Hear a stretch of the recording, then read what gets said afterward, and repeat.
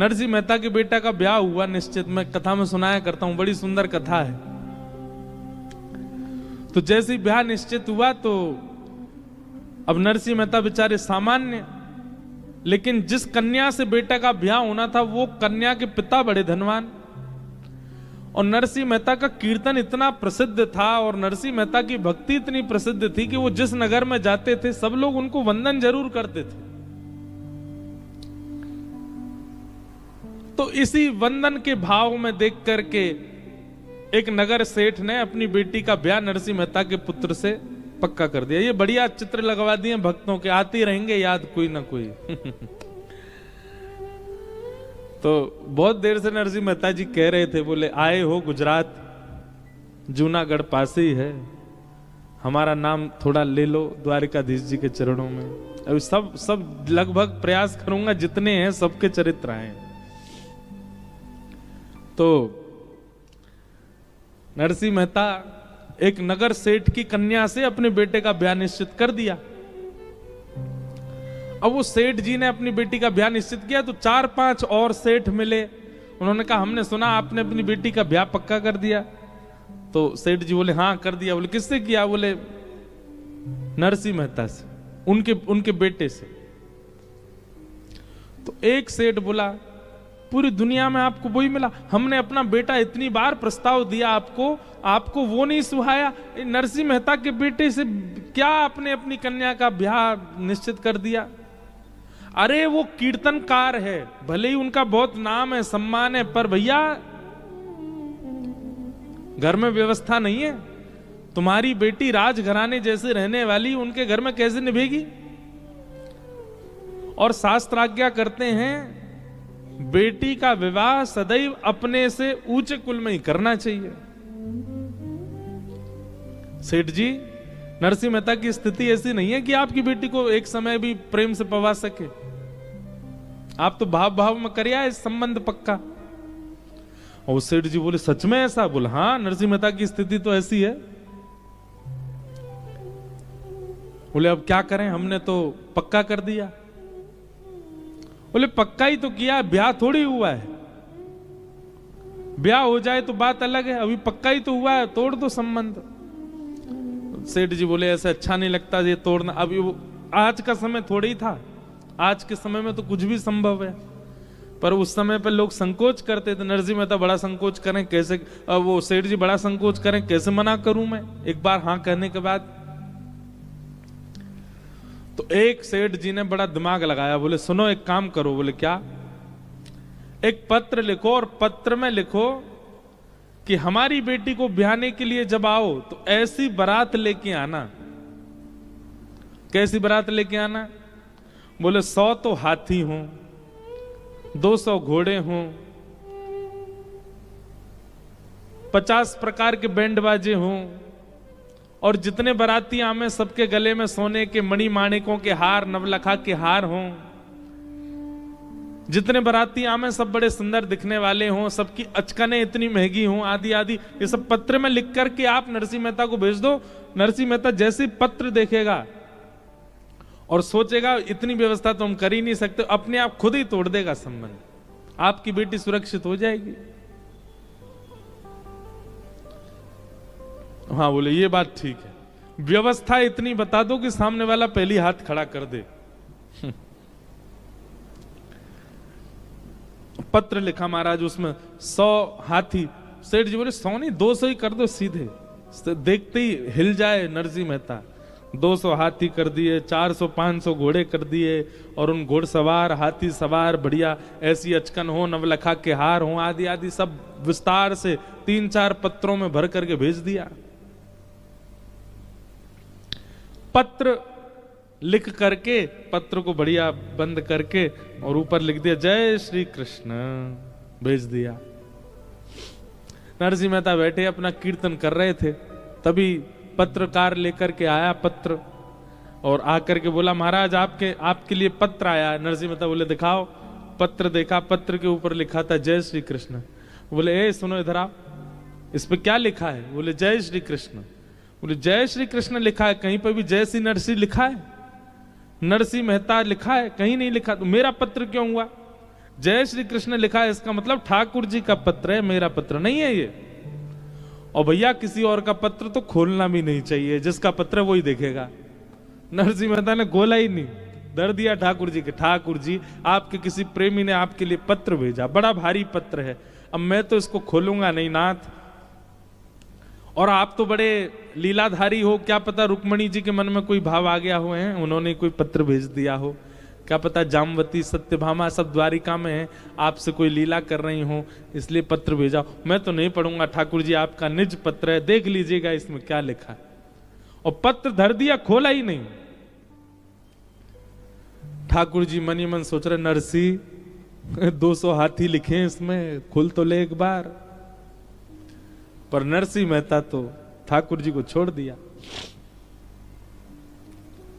अब यहां सेठ जी ने कुछ दिन प्रतीक्षा करी कि नरसिंह मेहता संबंध तोड़ने का कुछ भाव और करेंगे, पर नरसिंह मेहता की तरफ से तो कोई प्रस्ताव ऐसा आया नहीं। सेठ जी ने बीच में एक बार किसी को भेजा, बोले जाके देख पूछ के आओ नरसिंह मेहता तैयारी कर रहा है क्या।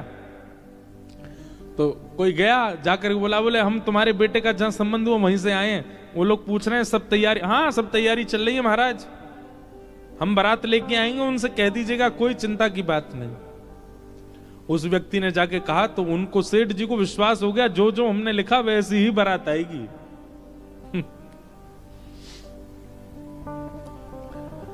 अब नरसिंह मेहता के बेटे के ब्याह का समय आया, बारात के लिए घोड़ी लेने गए। एक बेचारी घोड़ी बूढ़ी हो गई थी, मरणासन अवस्था में थी, कुछ ही दिन में उसके जो है प्राण जाने वाले थे, उसको तो लेके आए। बारातियों के पास गए तो बाराती उल्टा कर्जा बोले हमारा कर्जा है, तुम पहले वो चुकाओ फिर जाएंगे। नरसिंह मेहता के बेचारे 4-5 बाराती हो गए, उनमें भी 1-2 अंधे थे, 2-3 ऐसे थे जो बिना किसी सहारे के चल ही नहीं पा रहे, ऐसी तो बारात। नरसिंह मेहता लेकर निकले अपने पुत्र की बारात। घर में विराजमान ठाकुर जी बेचारे मन में सोचने लगे, मेरे नरसिंह ने पत्र मेरे चरणों में रख दिया, ये कह के कि आपका पत्र है, आप जानो, अब तो मुझे ही जानना पड़ेगा। और जो जो पत्र में लिखा था सब ठाकुर जी ने देख लिया। हमारे श्री द्वारिकाधीश तुरंत बलराम जी के पास गए, बोले दाऊ दादा चलो। बोले कहां? बोले बारात में जानो। बोले कौन की? एक हमारे भक्त है के लाला की बारात में जानो, चलो। और यदुवंशियों को सबको तैयार कर दिया महाराज। इसी कलिकाल में ऐसे सुंदर सुंदर हाथी, हाथियों के ऊपर रत्न जड़ित सिंहासन, उन सिंहासनों पर सुंदर सुंदर राजा बैठे हैं, दुनिया भर के घोड़े, उन घोड़ों पर सुंदर यदुवंशी बैठे हैं। यहां से कुछ घोड़े आ रहे हैं, इधर से कुछ हाथी आ रहे हैं। इतने में बीच में जाने कौन आकर के वो बूढ़ी सी जो घोड़ी चल रही थी उसको हटा के बढ़िया सी घोड़ी पर उनके पुत्र को बैठा दिया। नरसिंह मेहता सोचने लगे हमारा पुत्र घूमता रहता, उसके मित्र वित्र ही आ रहे होंगे सब। देखते ही देखते नरसिंह मेहता को क्या पता, वो तो कीर्तन करते हुए चल रहे थे। जैसा जैसा पत्र में लिखा था वैसी ही बारात निर्मित होती चली गई। दूर दूर तक महाराज देखें तो राजकुमारी राजकुमार चल रहे हैं, सब यदुवंशी। वो सेठ जी जिनकी पुत्री से ब्याह होना था, उनसे किसी ने जाके कहा, बोले नरसिंह मेहता के पुत्र की बारात आ रही है। बोले यहां से नहीं दिखेगी, किसी पहाड़ी पे ऊपर चढ़ के चोटी पे से देखनी पड़ेगी, इतनी विशाल बारात है। बारात जाकर के देखी महाराज, ऐसे ऐसे हाथी, ऐसे सुंदर उनके दांत, ऐसे सुंदर घोड़े, ऐसे सुंदर राजकुमार। और उस बारात में सबसे आगे जब देखा तो नरसिंह मेहता का पुत्र एक घोड़ी पर बैठ करके चल रहा है, और एक तरफ साक्षात श्री बलराम जी और दूसरी तरफ श्री द्वारिकाधीश नृत्य करते हुए बारात लेकर के जा रहे हैं। क्यों? नरसिंह मेहता ने समर्पण कर दिया।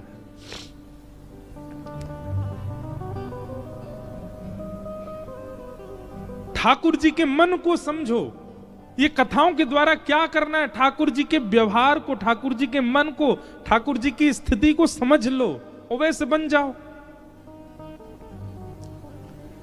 जो जो उनको प्रिय लगता है वो प्रिय वस्तु अपने चित्त में लाना प्रारंभ कर दो। जैसा व्यवहार उनको अच्छा लगता है वैसा व्यवहार करने लग जाओ। जो आहार उनको प्रिय लगता है वो आहार पाने लग जाओ। जैसा वस्त्र उनको प्रिय वैसे पहनने लग जाओ। ये कथाएं किस लिए होती हैं? ये पितृ मुक्ति के लिए, ग्रह शांति के लिए, व्यापार वर्धन के लिए। ये सब नहीं है, ये सब आप अपने कर्मों से कर सकते हैं। ये तो केवल भगवत प्राप्ति के लिए कथा है। और भगवत प्राप्ति कब होगी? जब जिससे संबंध बनाना पहले उसको जान तो लो वो है कैसे। आज हमने क्या सीखा? ठाकुर जी को गुरु निष्ठा बहुत प्रिय है, तो अपने गुरु के प्रति निष्ठा प्रगाढ़ कर लो। दूसरा क्या देखा? ठाकुर जी को भोलापन, जैसा नरसिंह में है वो बहुत प्रिय है। भोले बन जाओ, सरल बन जाओ।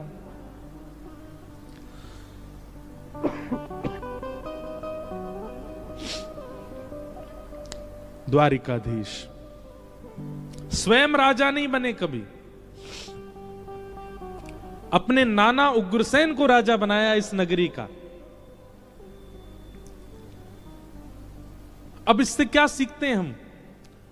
पदवी मिलने के बाद भी उस पदवी का त्याग करना, ये ठाकुर जी से सीखो। पदवी त्याग करने का मतलब क्या है? ठाकुर जी ने पदवी का त्याग करके कोई पूरा दायित्व डाल दिया हो उग्रसेन के ऊपर? नहीं, उग्रसेन केवल राजा बने बैठे हैं। राजाओं की सारी क्रिया ठाकुर जी करते हैं। मतलब पदवी को नहीं स्वीकार किया, पदवी पर जो श्रम करना चाहिए वो सारा श्रम ठाकुर जी ने किया।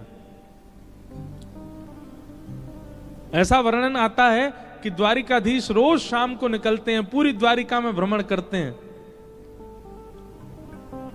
और जब जाते हैं तो इतना प्रेम भर के, स्नेह भर के पूरी द्वारिका नगरी को देखते हैं कि उनकी दृष्टि मात्र से सब आनंद में आ जाते हैं, सब प्रसन्न होने लग जाते हैं। पूरी नगरी में भ्रमण करते हैं। ऐसे हमारे द्वारिकाधीश ग्रह के लिए समय, राज्य के लिए समय, मित्रों के लिए समय, संतों के लिए समय अलग से ही निकाल के रखते हैं। अपनी नित्य क्रिया के लिए समय। आज भी द्वारिकाधीश संध्योपासन करते हैं नित्य। इसलिए मैं कह रहा हूं, संसार में जितने भी गृहस्थाश्रमी हैं सबके लिए गुरु घर है द्वारिका। आओ, आकर के प्रणाम किया करो। और बस द्वारिकाधीश से यही मांगो कि हे द्वारिकाधीश, जैसे आप अपने संपूर्ण परिवार, परिजन, प्रियजन, संतजन, गुरुजन सबको संभाल लेते हैं, वैसी स्थिति हमारी बनाओ। ये द्वारिकाधीश से हम सीखें। तो ऐसे श्री द्वारिकाधीश हैं, राजाधिराज हैं, गौ ब्राह्मण प्रतिपालक हैं। इसलिए हम अपने सप्तनिधि वाले पद में गाते हैं, संतन के कारण रण छोड़ो ब्रजनाथ, गोमती तट द्वारवती पधारे। शास्त्रों में द्वारिका का नाम द्वारावती, द्वारवती कहलाए द्वारिका हाथ। ठाकुर जी आए रण छोड़ करके और आकर के समुद्र नारायण भगवान से कहने लगे, हमको स्थान दे दीजिए अपना भवन बनाने के लिए। हम अपने यदुवंशियों के साथ यहां रहना चाहते हैं। समुद्र नारायण चरणों में गिर गए, बोले भगवान आप तो आज्ञा करो, आप आज्ञा कीजिए, आप निवेदन क्यों कर रहे हैं? पर यह ठाकुर जी का स्वभाव है, सबको मान देते हैं। समुद्र के तट पर भी आकर के समुद्र नारायण से कह रहे हैं कि आप हमको स्थान दो। भगवान चाहें तो भ्रगुटी टेढ़ी करके कहीं भी रह सकते हैं, पर नहीं, समुद्र नारायण आप हमको स्थान दीजिए।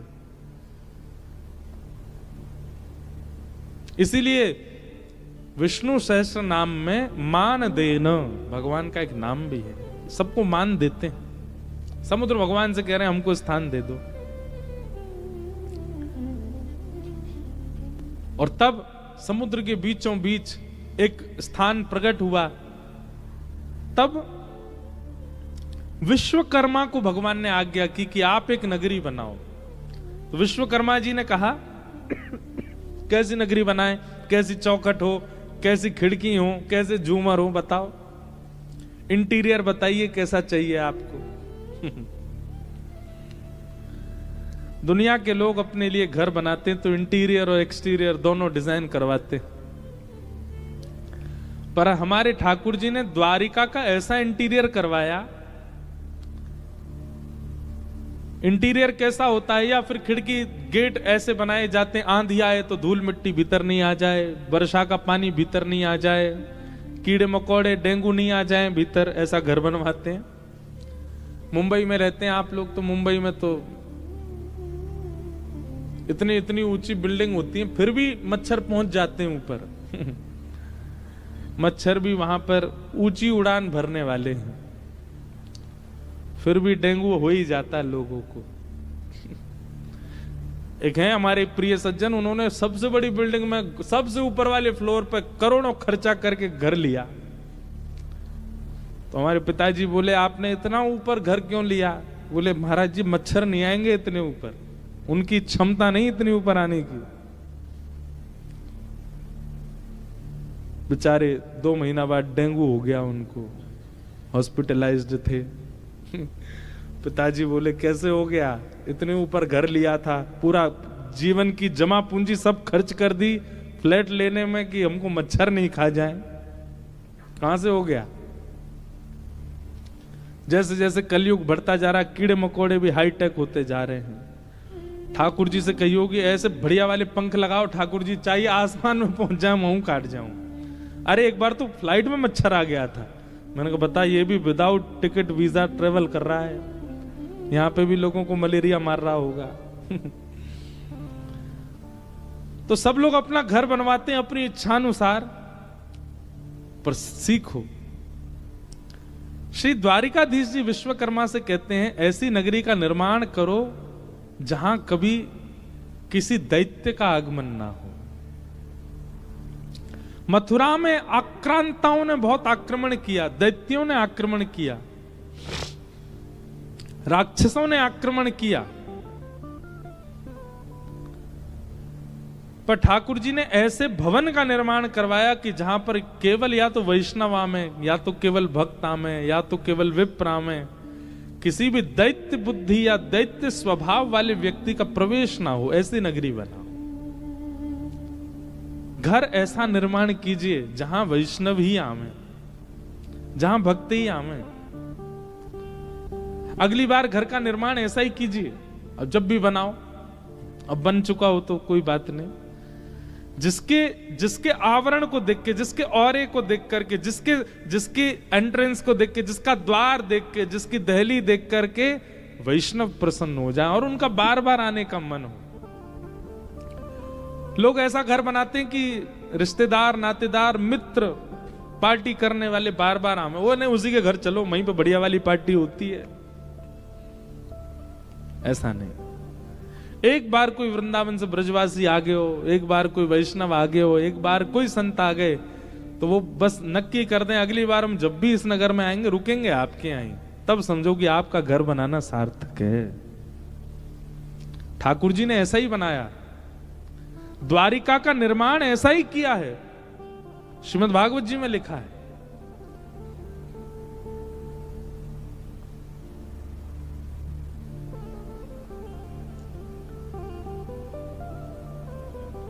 अवासीत नारदो भिक्षणम कृष्णोपासन लालसा, गोविंद भुज गुप्तायाम द्वारवत्वाम कुरुद्वः, अवासीत नारदो भिक्षणम कृष्णोपासन लालसा। नारद जी का नाम तो सबने सुना ही है। कहते हैं द्वारिका का निर्माण होने के बाद नारद जी फिर ब्रह्मलोक में नहीं रहते, नारद जी वैकुंठ में नहीं रहते, नारद जी किसी और तीर्थ में नहीं रहते, द्वारिका में ही रहते हैं बस। नारद जी हों, बड़े बड़े ऋषि हों, बड़े बड़े संत हों, बड़े बड़े महापुरुष हों, ये सब द्वारिका में ही रहते हैं। और क्यों रहते हैं? बोले द्वारिका में सबको इतना सुख मिलता है, सुबह उठते ही ठाकुर जी पांचजन्य शंख बजाते हैं तो ठाकुर जी के शंखनाद की ध्वनि मिलती है। जैसी ध्वनि आती है वो ध्वनि ऐसी लगती है मानो जैसे वृंदावन के किसी कुंज बीथन में ठाकुर जी वंशी बजा रहे हों। वो प्रेम उन्माद प्रकट करने वाली ध्वनि, सबसे पहला सुख। दूसरी बात, यहां भोर होते ही, इसका नाम द्वारिका क्या है? द्वारी द्वारी कम ब्रह्म। किसी भी घर का द्वार खोलो, द्वार खोलते ही सामने ब्रह्म का दर्शन होता है। मतलब द्वारिका के लोग जब अपने घर के द्वार खोलते थे तो कहीं ना कहीं से ठाकुर जी दिख ही जाते थे। पूरे नगर में भ्रमण करते ठाकुर जी। द्वारिका की एक विशेष बात है कि यहां पर ठाकुर जी किसी वाहन पर नहीं घूमे। हाँ, वृंदावन में और द्वारिका में थोड़ा एक अंतर है। हमारी और चित्रांग जी की नोकझोंक चलती रहती है इस बात पे। हम कहते हैं वृंदावन बढ़ो, ये कहें द्वारिका बढ़ो। वृंदावन में भी ठाकुर जी विचरण करते हैं, द्वारिका में भी ठाकुर जी विचरण करते हैं, पर वृंदावन में विशेषता क्या है? वृंदावन में ठाकुर जी पादुका नहीं पहनते, बिना पादुका के अपने अनावृत चरणों का स्पर्श देते हैं पृथ्वी को। ब्रह्मण ठाकुर जी द्वारिका में भी करते हैं, पर पादुका पहन के करते हैं। अब भी पहन रखे होंगे, अब तो मोजा भी पहन रखे होंगे, जबकि यहां सर्दी है नहीं, ऐसी चल रहा है। लेकिन हमारो लाला ब्रज को ही है ना, नेका अथवा को सर्दी तो लगे ही है। तो द्वारिका में ठाकुर जी भ्रमण करते हैं और उस भ्रमण में नित्य ठाकुर जी का दर्शन हो जाता है। इसलिए नारद आदि ऋषि संत ये लोग कहीं और नहीं रहते हैं, ये सब द्वारिका में ही रहते हैं। और द्वारिका में क्या करते हैं? बोले कृष्णोपासन लालसा।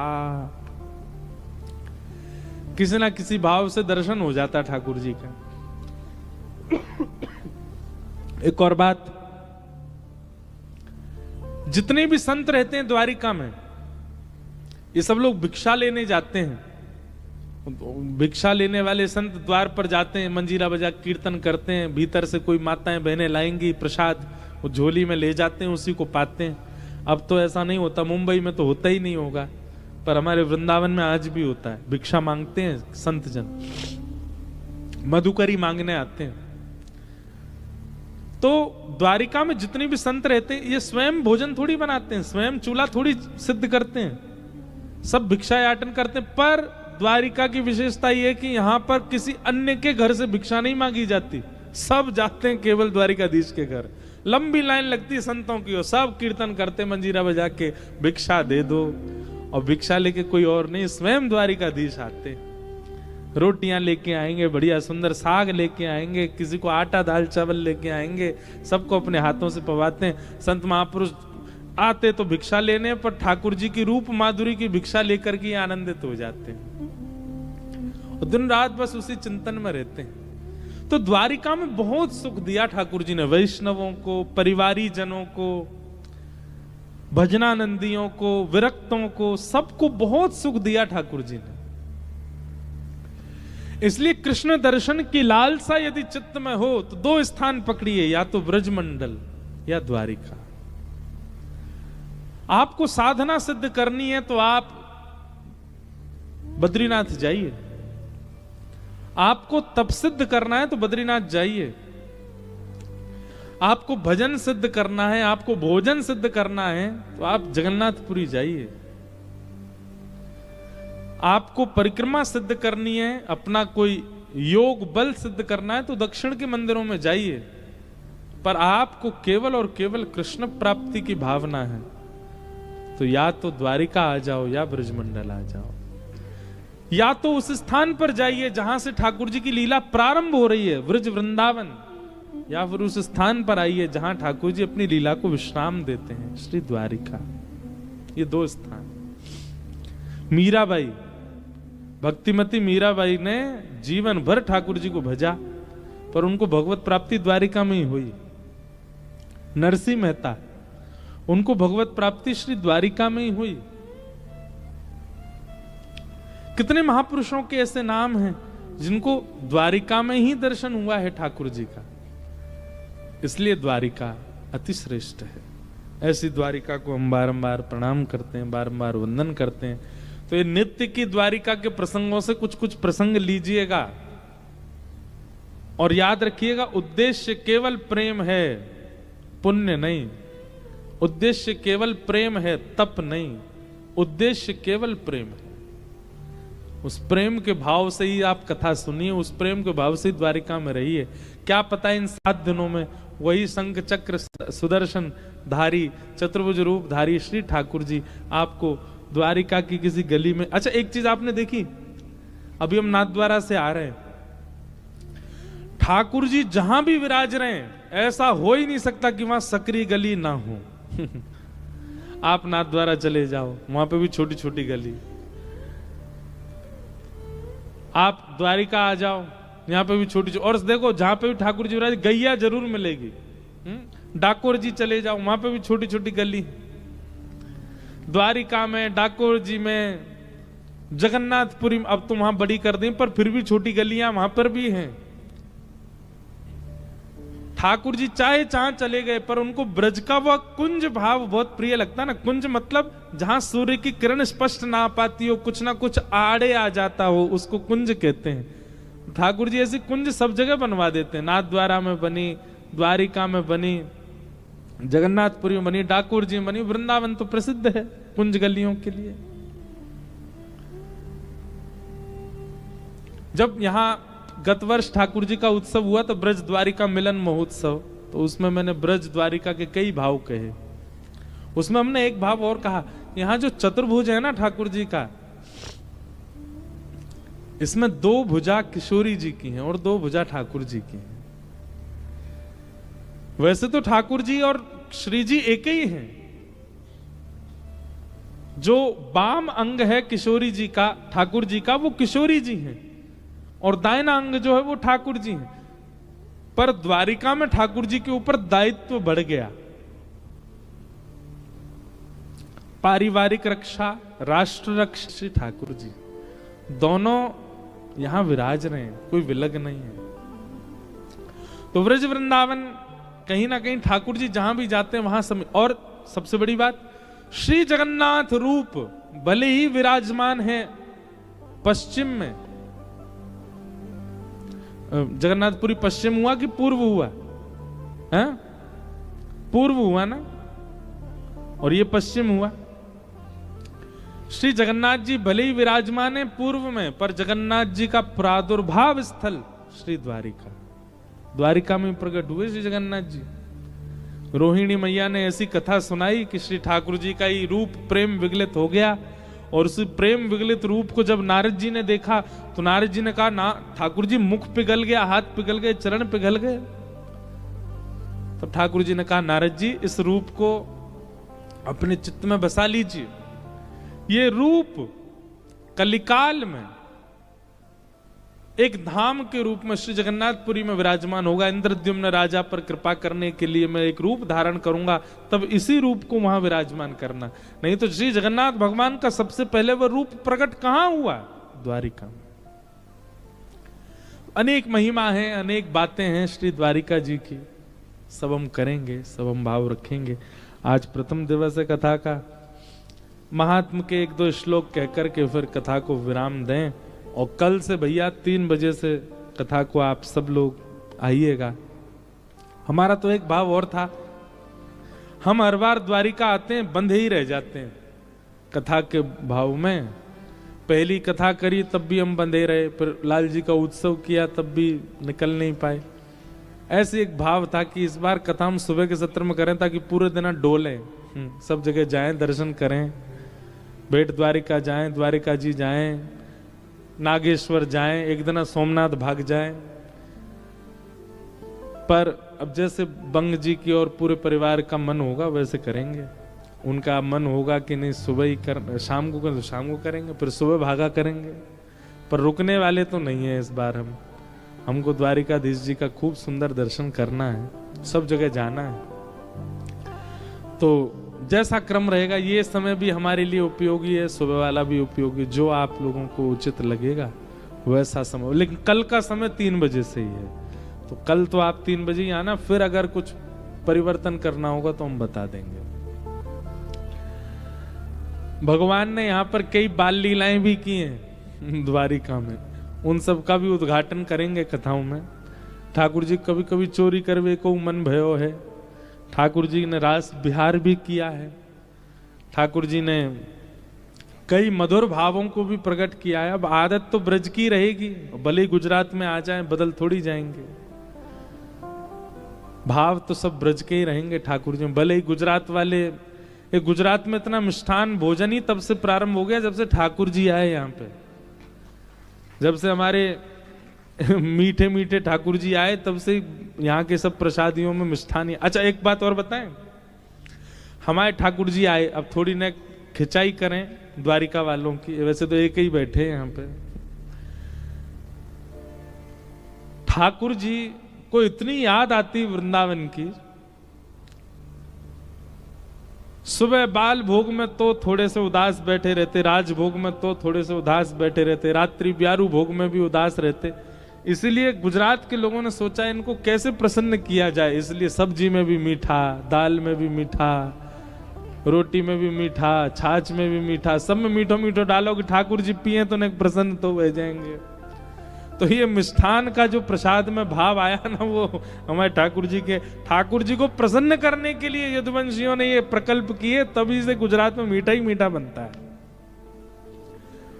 और सब भाव से ठाकुर जी पाते हैं। तो ऐसी द्वारिका में आए हैं, आप नित्य आइएगा, ताकि नित्य द्वारिका का पहला महिमा मंडन होगा और फिर महिमा करने के बाद में फिर ब्रज की महिमा से उसको धो दिया जाएगा। यही तो आनंद है, यही तो सुख है। और कुछ तो करेंगे, हमारे द्वारिकाधीश आए हैं। मथुरा ना राजा था चो, गोवाणों ने भूली गया छो, माने तो मनावी ले जो हे ओधा जी रे मारा वाला ने बढ़ीने के जो। जब ठाकुर जी ब्रज से आए तब गोपियां तो नहीं आई, ब्रज ग्वाला तो नहीं आए, तो उद्धव जी को भेजा, जाओ मना लाओ द्वारिकाधीश को।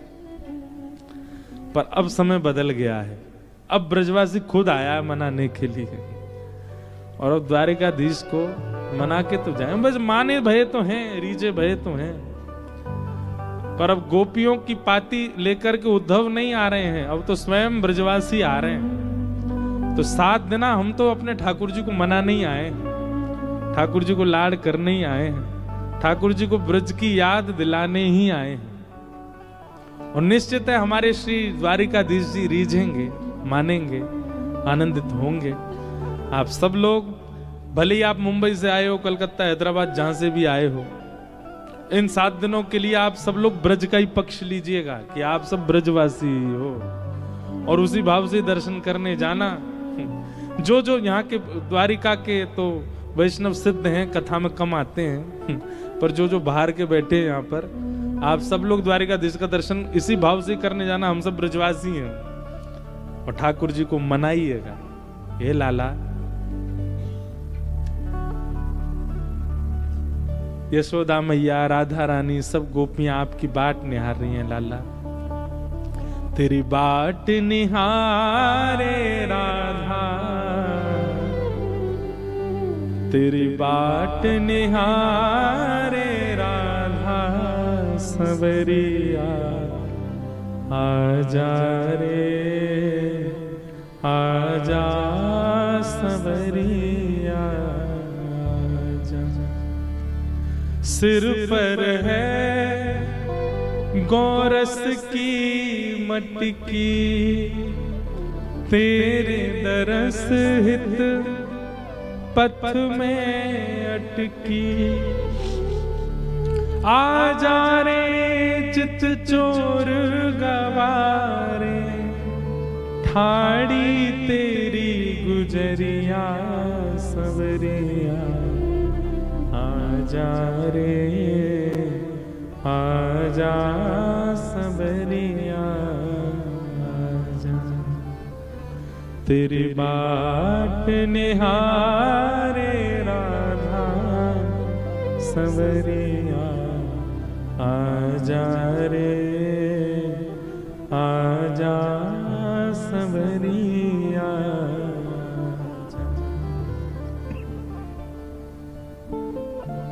कभी कभी हमको लगता है नाथ द्वारा वाले, द्वारिका वाले कहीं हमको पकड़ के किसी दिन बंद नहीं कर लें किसी कमरा में।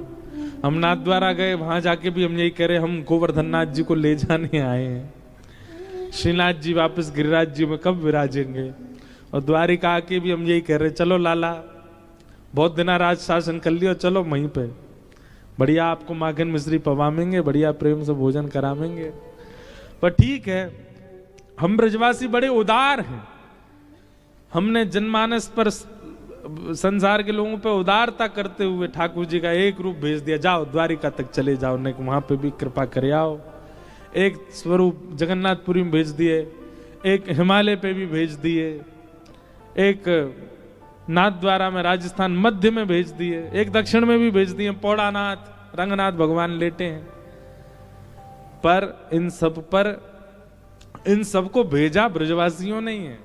जाओ ठाकुर जी ने सब पर कृपा करे आओ, केवल ब्रज में क्यों अनुग्रह करो। ब्रजवासी बड़े दानी हैं, बड़े भोले हैं, तो आए तो मनाने हैं। पर लाला अगर रीझ के चलवे को राजी भी आ जाएंगे तो हम पर यही कहेंगे, लाला कोई नहीं, बैठे रहो यहीं, आनंद करो, द्वारिका के लोगों पर कृपा करो। और रीझे तो बैठे हैं, अब ही जाके कहते हैं चल दो तो रुक थोड़ी सकते हैं, यहाँ पे चल देंगे संग में। लेकिन हम ब्रजवासी बड़े उदार हैं, हम कहेंगे नहीं लाला आप यहीं विराजो, कृपा करो, सब वैष्णवन पे आनंद कराओ।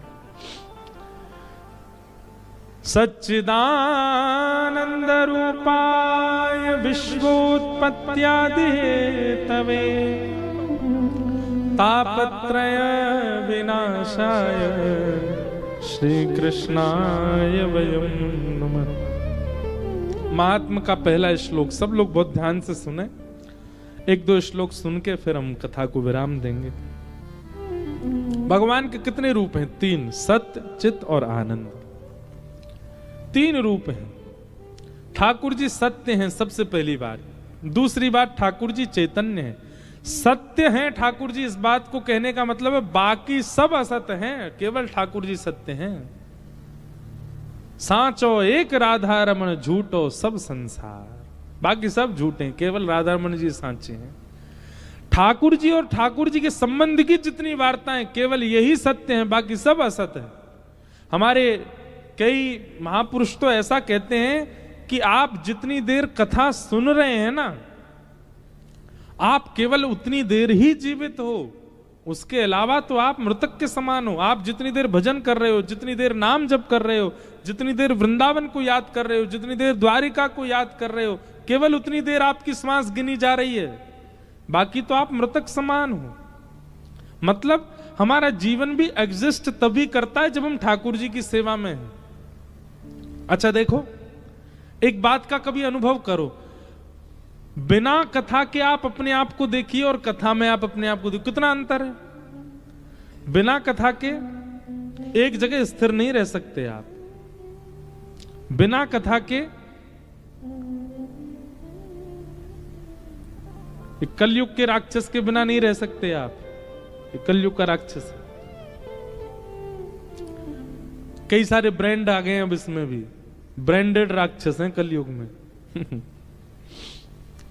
बताओ, सतयुग त्रेता द्वापर से कलयुग खतरनाक क्यों है ज्यादा? पता है, सतयुग त्रेता द्वापर में तो राक्षस आक्रमण करता है, लोग भागते हैं, पर कलयुग में व्यक्ति कमाई ही इसीलिए करता है कि हम राक्षस को जीवन में ला सकें, हमारे घर में राक्षस आ जाए। ये राक्षस ही तो है। तो इसके बिना आप रह सकते, पर नहीं, आपने पिछले 2 घंटे से फोन तो नहीं उठाया, बिना इसके रह रहे हो। 2024 में कितनी बार आपने फोन यूज नहीं किया, ये अपने आप से पूछिए। एक मैं अभी किसी का इंटरव्यू देख रहा था, उस व्यक्ति की वो बात पूरी दुनिया में इतनी प्रसिद्ध हो गई, क्यों? उसने पूरे दिन में कितनी देर फोन चलाया? 4 मिनट। कितनी देर? तो दुनिया के लोग आश्चर्य कर रहे थे, बोले कि भैया ये भगवान से कम नहीं है, इसने 4 ही मिनट फोन चलाया बस सुबह से। ये इतनी बड़ी आश्चर्य की बात हो गई है। फोन में स्क्रीन टाइमिंग आता है, आप कितनी देर फोन चलाते हो। उस टाइमिंग को देख करके कभी मन से पूछा कीजिए, इतनी देर हमने भगवत भजन किया होता तो ठाकुर जी मिल गए होते। इतनी टाइमिंग यदि ठाकुर जी को दे दी होती तो आज श्री द्वारिकाधीश हमको हृदय से लगा के बैठे होते। पर जिसको जितना समय ज्यादा दिया वही संग में लगा है। आज हार्ट फेल हो जाए इतनी बड़ी बात नहीं, पर फोन खराब हो जाए तो हार्ट फेल से ज्यादा पीड़ा देता है। उसको इतना समय दिया आपने, उसको इतना जीवन में उपयोगी बना लिया आपने। ठाकुर जी को सत्य मानने का मतलब है ठाकुर जी के संबंध के जितने भी भाव हैं उन सब में ही सत्य का अनुभव करना। आप कथा सुन रहे हैं यही सत्य है, आप नाम जप कर रहे हैं वही सत्य है, आप ठाकुर जी का दर्शन कर रहे हैं वही सत्य है, आप किसी वैष्णव व्यक्ति के साथ में वैष्णव चर्चा कर रहे हैं वही सत्य है। उसके अलावा आपने जितनी भी संसारी क्रिया की सब असत्य।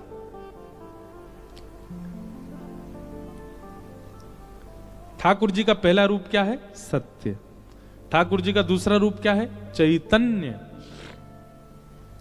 जब सत परमात्मा को अनन्य भाव से भजने लग जाओगे तो वही सत परमात्मा कैसा हो जाएगा? चैतन्य। अभी ठाकुर जी कैसे इस वक्त इन प्रेजेंट अगर मुझसे और आपसे पूछा जाए तो अभी परमात्मा कैसे हमारे लिए? अणु मात्र, हवा में वायु में घूम रहे हैं, दिख नहीं रहे हैं, कहां हैं कुछ पता नहीं है। इस सभागृह में भी कहां बैठे हमको दिख नहीं रहे हैं। क्यों? क्योंकि हमने सत परमात्मा को बहुत ध्याया नहीं, इसलिए वो सत परमात्मा अभी दिख नहीं रहा हमको। जिस समय सत परमात्मा को खूब ध्याने लगेंगे तो कैसा होगा? हमारी ब्रज की गोपियां कह रही हैं, माई मेरे श्याम लग्यो संग डोले, श्याम लग्यो संग, श्याम लग्यो संग। मीराबाई का पद है, श्याम लग्यो संग डोले। अब देखो वो चित्र देखो मीराबाई का, ऐसा लग रहा है कि मीराबाई सा यही वाला पद गा रही है। क्या गा रही है मीराबाई? ये कन्हैया मेरे संग ही रहे पूरे दिन। मीराबाई बैठे बैठे कहने लगते, नहीं शांति रखो। अब सामने बैठा व्यक्ति कहता है इनके बगल में कोई है तो नहीं, किससे बात कर रही है? पर मीराबाई अकेली नहीं, ठाकुर जी संग रहते हैं। मीराबाई कह रही हैं, जित जाऊं उत ठाड़ो ही पावे, जित जाऊं ठाड़ो ही पावे। मैं जहां भी जाऊं मुझको पहले तो ठाड़ो मिले वहां पे। ठाड़ो मतलब समझे ना, ऐसे ठाड़े मिले ठाकुर जी। मीराबाई कहें, अब तो मां छोड़ के आई, मुझे पहले यहां कैसे आ गए हो? जित जाऊं उत ठाड़ो ही पावे, जित जाऊं वाह ठाड़ो ही पावे। अच्छा मीराबाई क्या कह रही हैं? तो किसी ने मीराबाई से कहा, तो ठाड़ो मिले तेरे संग ही रहवे, तू बात मत करे कर बातें, तू मुंह फेर लेकर। तो मीराबाई कह रही हैं, मैं बात ना करूं तो कहा करे? बिना बुलाए बोले, बिना बुलाए बोले। मीराबाई क्या कह रही हैं? मैं बात ना करूं तो मेरे सामने ही चलता रहेगा। अरे तू मत बोल क्यों ना रही? अरे तू कछु कह क्यों ना रही? अरे कछु तो बोल दे। अरे तू गूंगी है गई है, तेरे मुंह में कछु भर गो, तू बोल क्यों ना रही? इतना बोला इतना बोला इतना बोले, मुंह बोलना ही पड़े। बिना बुलाए बोले, बिना बुलाए बोले, शाम लग्यो संग डोले, माई मेरे श्याम लग्यो संग डोले। किसी ने कही, बोले तू बोले मत कर और तू देखे भी मत कर वाकी, और जहां दिखे वहीं आंख बंद कर देकर। मीराबाई बोली, सुन तू दुनिया के जितने काम कहेगी सब करने को तैयार हूं, पर ये नहीं कर सकते। क्यों? कहा करूं लोभी मेरे नैना, कहा करूं लोभी मेरे नैना। हरी तू बात ना करवे की कहेगी, वो कर लूंगी, ना करूंगी बात। तू कहेगी बाकी सुने मत, कानन में उंगली डाल लूंगी। लेकिन तू कहेगी कि आंख बंद कर ले वाकु देख करके, वो नहीं है सके। गोपियां श्रीमद् भागवत में कहती हैं अक्षणवताम फलमिदम न परम विदाम। ठाकुर जी यदि सामने आ गए तो पलकें झपकना भूल जाएंगी, ऐसा रूप है उनका। मीराबाई कह रही हैं कहा करूं लोभी मेरे नैना, कहा करूं लोभी मेरे नैना, हंस हंस घूंघट खोले, हंस हंस घूंघट खोले, श्याम लगो संग डोले, माही मेरे श्याम लगो संग डोले। ये क्या है? ये वही सत परमात्मा जब चैतन्य हो जाता है तो जित देखूं तित श्याममयी आपको सब जगह अनुभव होने लग जाएगा। भैया हम आपको किसी और का उदाहरण देकर के कितना विश्वास जगाए, हम अपना उदाहरण दे रहे हैं, हम अपनी बातें बता रहे हैं। कल आज आप हमारे पंडित जी से पूछ लीजिए, इतने घनिष्ठता से पाठ कर रहे हैं जो आगे वाले, इनसे पूछ लो। आते ही मैंने क्या पूछा, मैंने कि अरे एक बात बताओ, कल रात में यहां क्या हुआ था? तो ये बोले क्या हुआ था मतलब? बोले लाल जी को सुलाया कहाँ था, लाल जी को पवाया क्या था, लाल जी का एसी तो नहीं चलाया था, लाल जी पंखा कितने नंबर पर चला था। अब ये सब बातें क्यों पूछी? कल पूरी रात मुझे नींद नहीं आई, मैं था मुंबई में, पर रात भर छटपटा रहा था, और छटपटाहट में कष्ट नहीं हो रहा था, अच्छा लग रहा था। बार बार नेत्र बंद करके ऐसा लग रहा लाल जी गले से लग रहे हो, लाल जी कंठ से लग गए हो, पर बार बार ऐसा अनुभव हो रहा था कि श्री ठाकुर जी सो नहीं रहे हैं, इसीलिए मुझे नींद नहीं आ रही है। और अभी वो मिला नहीं है निष्कर्ष, पर निकालने पे कुछ ना कुछ तो निकल के आएगा। कल कुछ तो गड़बड़ी थी जिस वजह से मुझे नींद नहीं आई, क्योंकि लाल जी की सेवा में कोई कमी रही होगी। सेवा में कमी नहीं रही होगी, थोड़ी बहुत चूक तो सबसे हो जाती है। या तो झारी जी में जल नहीं रखा होगा, या ठाकुर जी को जहां सुलाया होगा वहां चद्दर के नीचे कच्चू सूखे पुष्प पड़े होंगे, चुभ रहे होंगे उनको। अब जब उनको नींद में दिक्कत होती है तो वो क्या करते हैं, अपने सेवक को उठाते हैं, बोले तू कैसे सो रहा हो, तू भी उठ, मोए नींद ना आ रही, तू कैसे सो जाएगा। हमारे द्वारिकाधीश में तो लीला करी हमारे लाल जी ने। पुजारी जी ले गए, यहाँ पे एक बार 3 दिन का सत्र हुआ था, तो चित्रांग जी बोले महाराज जी हमसे कि ठाकुर जी को दे दो, भीतर ही माई द्वारिकाधीश जी के संग पौड़ जाएंगे। मैंने कि कोविड का टाइम था। गाड़ी से आए थे हम वृंदावन से द्वारिका, खूब थक रहे थे, बीच में नाथ द्वारा दर्शन करते हुए आए। मैंने कि लाल जी बहुत थक रहे हैं। तो नहीं सुवाए दो ठाकुर जी के संग ही, आज द्वारिकाधीश के संग ही सोएंगे। अब ये ले गए रात में गर्भगृह में, हम तो जा नहीं सकते, बता दी ऐसे सेज लगा दियो, ऐसे सुवाए दियो भीतर। वहां द्वारिकाधीश जी की सेज लगी, बगल में श्री गिरधर लाल जी विराजे। और सुबह सुबह आपने किसी अन्य पुजारी जी थे जन कौन, उनके हाथ ठाकुर जी भिजवाए। बोले धरो अपने लाला को अपने पास ही, यहीं सुलाना अपने पास ही। बोले क्यों? बोले रात में स्वप्न में ऐसा अनुभव हो रहा द्वारिकाधीश जी से ही हाथ पांव दबा रहे हैं अपने। बोले मैं बहुत थक गया हूं, मेरे पांव दबाओ चलो। मेरे हाथ दबाओ, मैं बहुत हार गया हूं, इतनी दूर से गाड़ी से चल के आया हूं। हमारे ठाकुर जी खूब अनुभव कराते हैं। अभी नाथ द्वार में कितने अनुभव हुए, कितनी अनुभूतियां, सब भाव है, अनुभव कराते हैं। आज भी ठाकुर जी कुछ ना कुछ अनुग्रह अनुभव कराते हैं। तो सत परमात्मा चैतन्य कब होता है? जब सत परमात्मा को सत मानने लगोगे। अभी आप सत परमात्मा को मानते तो हो, पर सत स्थिति में नहीं मानते, इसलिए वो चैतन्य का अनुभव नहीं करा पाते, वो चैतन्यता का, सर्वव्यापकता का अनुभव नहीं करा पाते। मीराबाई को होने लगा था, वो जहां देखती थी वहीं ठाकुर जी उनको देखते थे। अब मीराबाई को कोई देख लेता तो कहते पागल है, क्यों ऐसे ही देख रही हैं, अब एक प्रकाश की ओर देख रही हैं, वहीं देखते देखते उनसे कुछ बात कर रही हैं, और लोग कहेंगे किससे बात कर रही है, पर वहां ठाकुर जी बैठे। पर मीराबाई का ये स्वरूप बहुत अंतरंग गोपनीय होता था, वो सबके सामने उजागर नहीं करती थी। जब सभा होती थी ना तो मीराबाई बिल्कुल ऐसे बैठती थी जैसे कोई बड़ी पढ़ी लिखी और बड़ी सुदृढ़ महिला, लेकिन जब एकांत में होती थी तो किसी से भी चर्चा करने लगती, क्योंकि सब जगह ठाकुर जी होते थे उनके साथ में।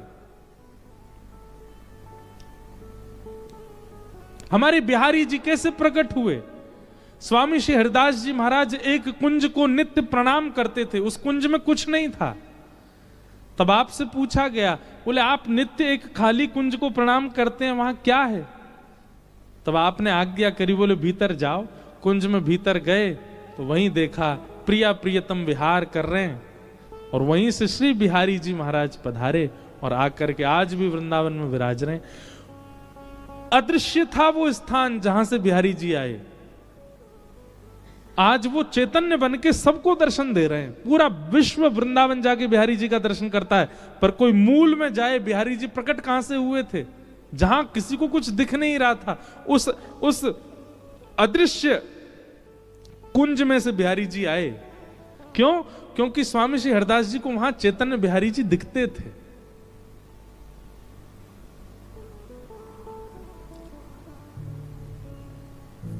सत्य परमात्मा को सत्य मानने लग जाओ, तब वही सत्य परमात्मा अपनी चैतन्यता का अनुभव कराने लगेगा।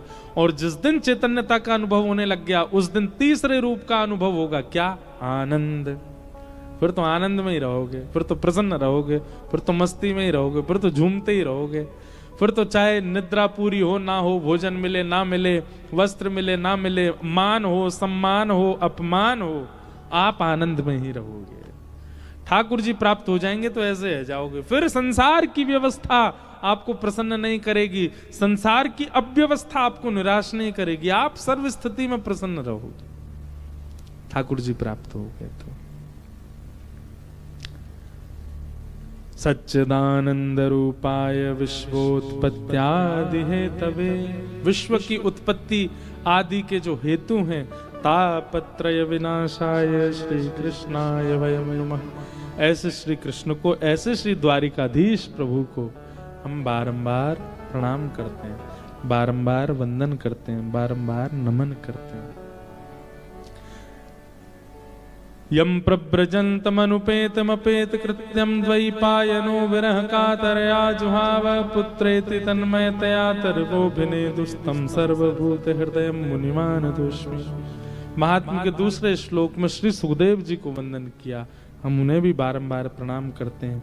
ठाकुर जी को, शुकाचार्य जी को वंदन करते हुए महात्मा की चर्चाओं को प्रणाम मात्र करते हैं। और शेष चर्चा हम लोग कल करेंगे 3 बजे से। आप सब लोग समय का ध्यान रखिएगा। 3 बजे समय हमारे लिए है, आप लोग 2:30 बजे आ जाओ। और याद रहे, भोजन कम कीजिएगा, नहीं तो कथा में आप लोग एक दूसरे पर लुढ़कोगे। इसलिए भोजन कम कीजिए, प्रेम से आइए। और हमसे रोज पूछा गया कि महाराज कथा का कुछ नाम लग दीजिए, कथा कुछ नाम, हमको तब तो आया नहीं, पर श्री द्वारिकेश लीलामृत इस कथा का नाम हम आज पहले दिन ही कर रहे हैं। श्री द्वारिका लीलाओं में क्या विशेष है और ब्रज का द्वारिका में जो परिवेश है,